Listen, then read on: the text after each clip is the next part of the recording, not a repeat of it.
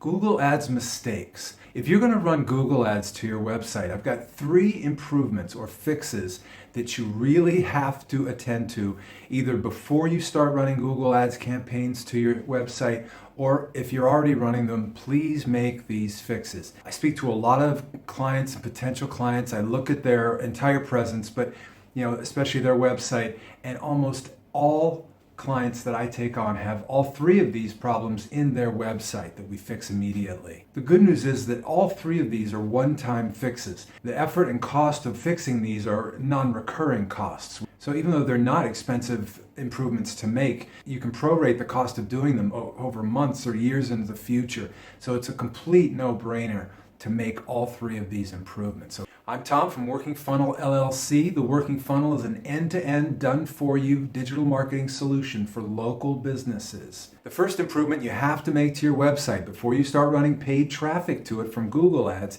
is ironically to fix your SEO. Because after all, why would we send paid traffic from ads to our site if we hadn't yet done everything we could to get free traffic from the first page of Google via the organic listings, below the ads and below the map pack, the organic traditional listings. And by attending to our on-page SEO, that's exactly what we'll do. Now, there's dozens of on-page SEO factors or signals that the search algorithm looks at. So you probably need a professional, but don't let them sell you on a 6 months or a year plus worth of maintenance and everything. You just need this one-time on-page SEO fix. Unless you're in a very competitive industry, most local businesses don't need complex backlinking campaigns and gray hat or black hat SEO. But on-page SEO is something that Google would prefer that you do so it can better understand your website and every page on it, okay?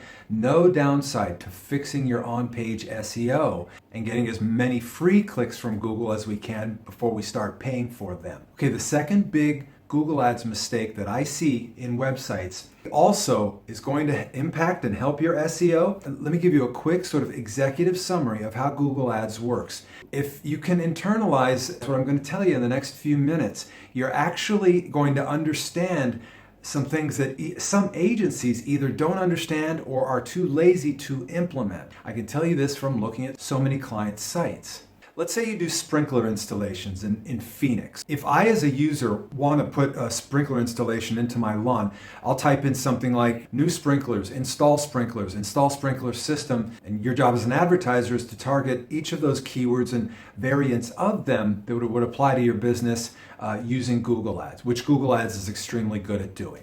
Now, if I type in sprinkler installation, Google Ads is going to serve me an ad for that. And you as the advertiser is going to want to make an ad that has right in the title, sprinkler installation Phoenix. So it's very, very clear to me as a searcher, just maybe during my busy day on my phone maybe, it jumps right at me, sprinkler installation in Phoenix or a part of Phoenix where I live, okay? So far so good. Now when I click on that ad for sprinkler installation, you're going to want, and here's where we get to the improvement you'll have to do to your website if you haven't done it yet. So when I click on that ad, you send me to a page on your site that is about sprinkler installations, probably also in Phoenix and maybe a few suburbs of Phoenix that you do business in. It's a big point. Don't send me to the homepage of your website, which probably is going to be about all of the landscaping services you offer.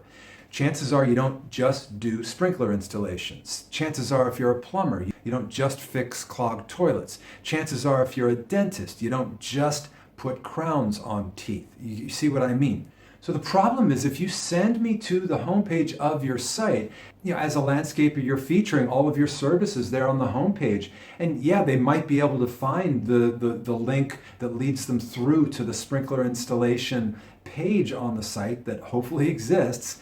But why make them search for that on the homepage, okay?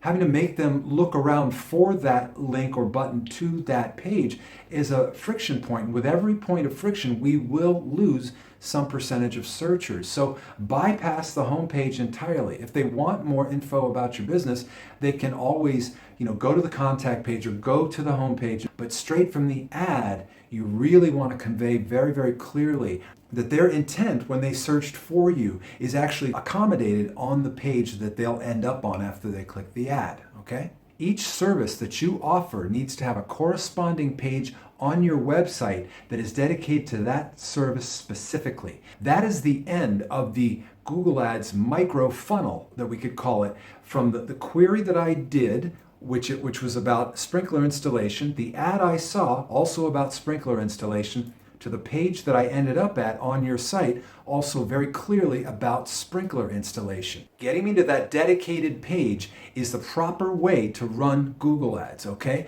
And if you have 6 or 8 different services, it's worth creating 6 or 8 different pages, one for each service. And Google absolutely pays attention to how well the landing page of each one of these, we could say, micro funnels, from the keyword to the ad to the landing page, how well that landing page fits the rest of the micro funnel, okay? Now, if you will silo your content out like this, if you will make different parts of your site, different pages of your site correspond to specific services that you offer, you also benefit your search engine optimization. Specifically, for that page about sprinkler installation in Phoenix, or a few specific suburbs in Phoenix, what you do to help yourself in Google Ads, the search algo crawlers will also be crawling that page and like that page for the same reason that the Google Ads algorithm likes it. So you help yourself. If you'll do this, you'll help yourself in 2 different ways. Make sure that, again, every service offering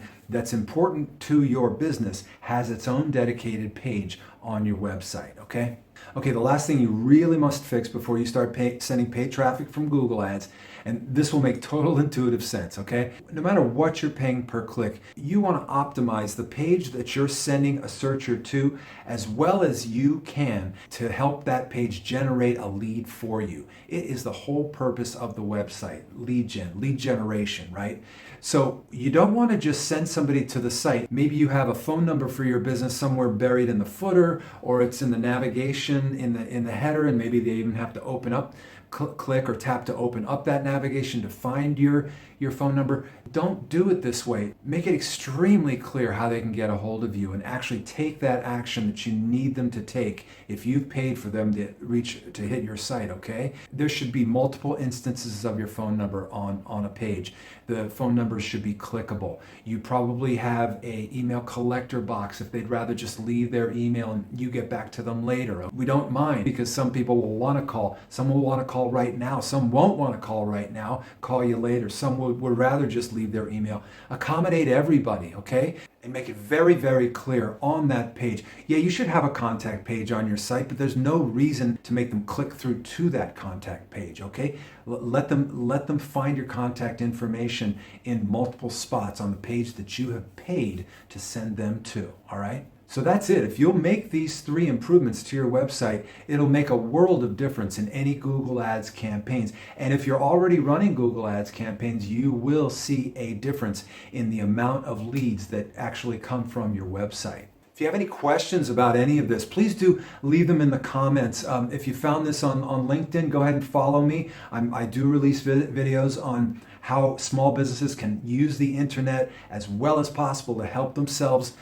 with their digital marketing. If you found this on YouTube, go ahead and subscribe to my channel. Also, I've got a link below this video. It's a deep dive into the working funnel that'll explain to you every single piece that your local business's digital marketing funnel should have nowadays, okay? There's a light sales pitch in it, but even if you never become a working funnel client, at the end of this, you really will understand every single piece that you really must have in your digital funnel in order to make the internet work as well as possible for your business, which it really should be nowadays.